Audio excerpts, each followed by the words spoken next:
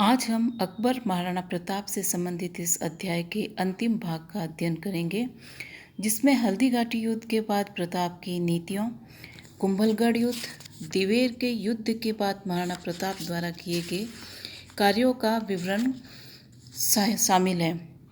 हल्दी घाटी युद्ध के बाद प्रताप ने पुनः अपने राज्य को मजबूत बनाने के लिए उसकी सुरक्षा व्यवस्था को मजबूत करने के लिए सक्रिय हो गए। उन्होंने अब कुंभलगढ़ को केंद्र बनाकर अपने अनुयायियों की संख्या बढ़ाना प्रारंभ कर दिया। जगह जगह अपने आदमियों को इस प्रकार तैनात किया ताकि मान सिंह के खेमे तक कोई रसद नहीं पहुंचे। इतना ही नहीं, प्रताप ने अब अकबर के विरुद्ध अन्य राजस्थानी शासकों को भी उकसाना प्रारंभ कर दिया। रसद के अभाव के कारण मान सिंह को अत्यधिक कठिनाइयों का सामना करना पड़ा। अतः जब सितंबर 1576 ईस्वी अकबर अजमेर पहुंचा, तब मान सिंह भी शाही दरबार में उपस्थित हो गया। दूसरी तरफ मान सिंह के जाते ही प्रताप ने गोगुंदा पर पुनः अधिकार कर लिया। अतः अकबर ने राजा भगवान दास, कुंवर मान सिंह और कुतुबुद्दीन खां को ससैन्य गोगुंदा की तरफ भेजकर पीछे पीछे स्वयं भी रवाना हुआ। प्रताप को शाही फौज के आगमन की सूचना मिलने पर प्रताप पुनः जंगली पहाड़ियों में जा पहुंचे। अकबर ने लाख प्रयत्न किया, किंतु प्रताप का कोई पता नहीं चल सका। मोही नामक गांव के पास कई दिनों तक रहने के बाद अकबर उस प्रदेश की सुरक्षा व्यवस्था कर वापस लौट गया।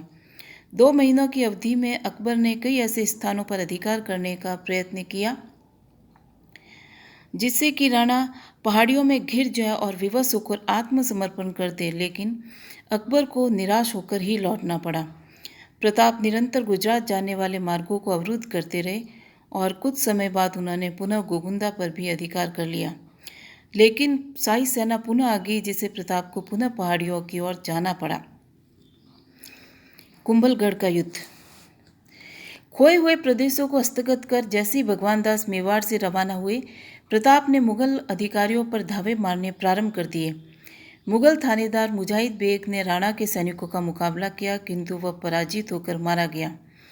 इससे क्रुद्ध होकर अकबर ने 15 अक्टूबर 1577 ईस्वी को शाहबाज खां के नेतृत्व में एक सेना मेवाड़ की ओर रवाना कर दी। शाहबाज खां ने इस बार कुंभलगढ़ पर अधिकार करने का निश्चय किया, जो इस समय मेवाड़ की राजधानी था। शाहबाज खां ने सर्वप्रथम कुंभलगढ़ दुर्ग की तलहटी स्थित केलवाड़ा पर अधिकार कर लिया। इसके बाद उसने दुर्ग पर 4 बार फौज भेजी, किंतु चारों बार उसे पुनः लौटना पड़ा। लेकिन जब दुर्ग में रसद समाप्त होने लगा, तब प्रताप ने दुर्ग की सुरक्षा का भार भान सोनगरा को सौंप स्वयं रात्रि के अंधकार में दुर्ग से निकल गए और रणकपुर पहुंच गए, जहां से वह चावंड चले गए।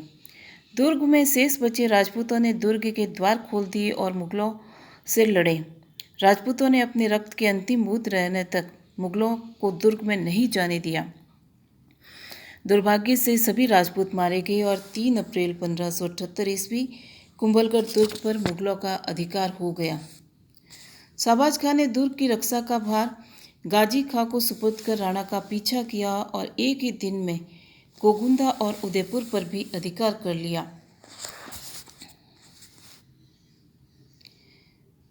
लेकिन वे प्रताप को नहीं पकड़ सके। राणा ने उदयपुर के दक्षिण में स्थित 56 के पहाड़ी प्रदेश को अपना केंद्र बनाकर मुगल अधिकृत मेवाड़ मालवा में लूटमार करने प्रारंभ कर दी। मई 1578 ईस्वी शाहबाज खां के लौटते ही प्रताप ने गोगुंदा सहित अनेक महत्वपूर्ण चौकियों पर पुनः अधिकार कर लिया। अतः 15 दिसंबर 1578 ईस्वी शाहबाज खां को पुनः मेवाड़ भेजा गया। शाहबाज खां लगभग 3 महीने तक मेवाड़ में रहा, लेकिन उसे कोई उल्लेखनीय सफलता नहीं मिली। अतः अप्रैल 1579 शाहबाज खां फतेहपुर सीकरी लौट गया और उसके लौटते ही राणा पुनः प्रकट हुआ और लूटमार प्रारंभ कर दी। अतः अकबर ने पुनः शाहबाज खां को मेवाड़ में शांति स्थापित करने के लिए भेजा। मुगल सेना द्वारा निरंतर पीछा किए जाने के कारण प्रताप की कठिनाइयाँ अत्यधिक बढ़ गई थी। वह जहाँ भी जाते, मुगल सेना उसका पीछा करती हुई पहुँच जाती। राणा के न खाने का पता था, न सोने का।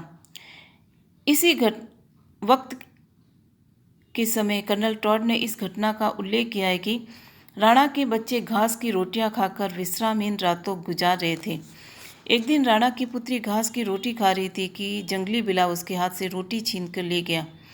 ऐसी कष्ट में असह्य स्थिति में राणा ने अकबर को क्षमा याचना का पत्र लिखा।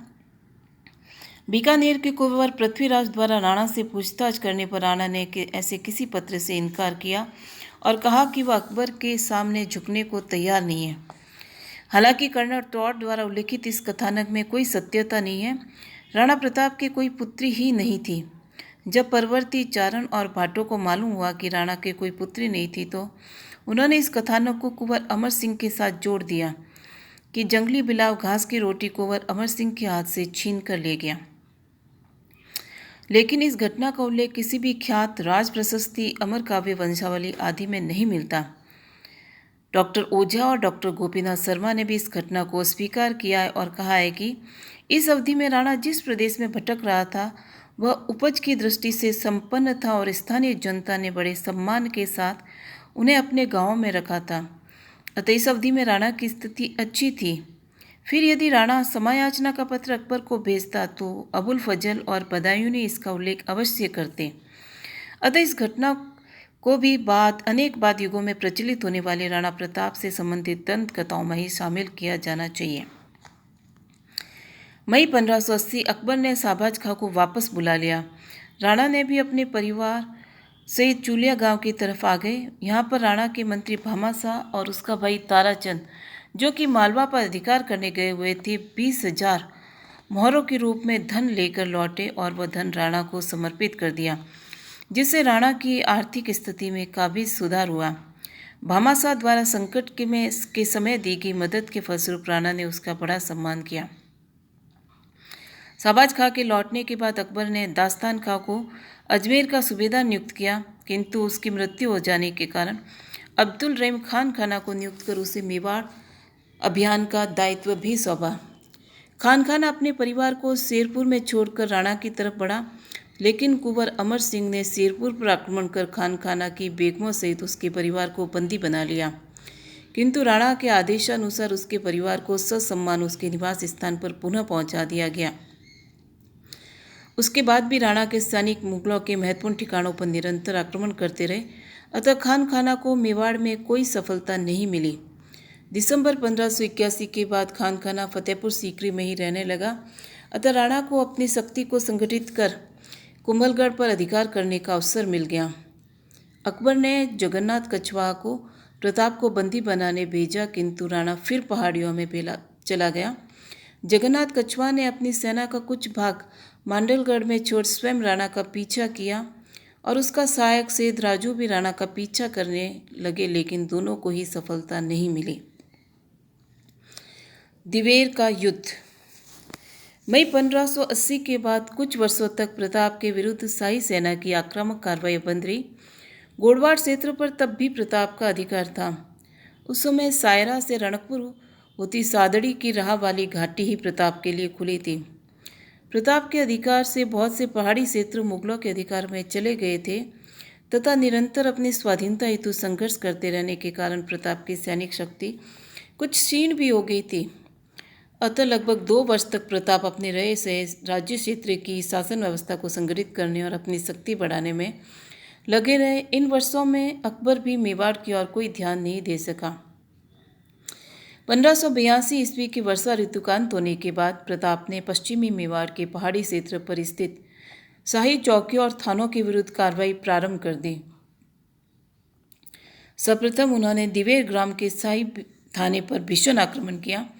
दिवेर के इस युद्ध में प्रताप के ज्येष्ठ पुत्र अमर सिंह ने अनुपम शौर्य का प्रदर्शन किया और अंत में प्रताप की निर्णायक विजय हुई। इसके बाद आमेर सहित उन सभी शाही थानों पर प्रताप का अधिकार हो गया। कर्नल टॉड ने दिवेर के युद्ध को मेवाड़ के इतिहास का मैराथन कहा है। दिवेर के युद्ध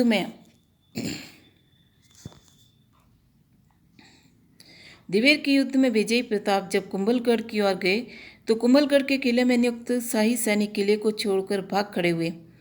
कुंभलगढ़ पर प्रताप ने अधिकार कर उसकी सुरक्षा की पूरी व्यवस्था की और बाद में दक्षिण राह में पड़ने वाली पहाड़ी क्षेत्रों पर स्थापित शाही थानों के साथ साथ प्रताप ने जावर पर भी अधिकार कर लिया।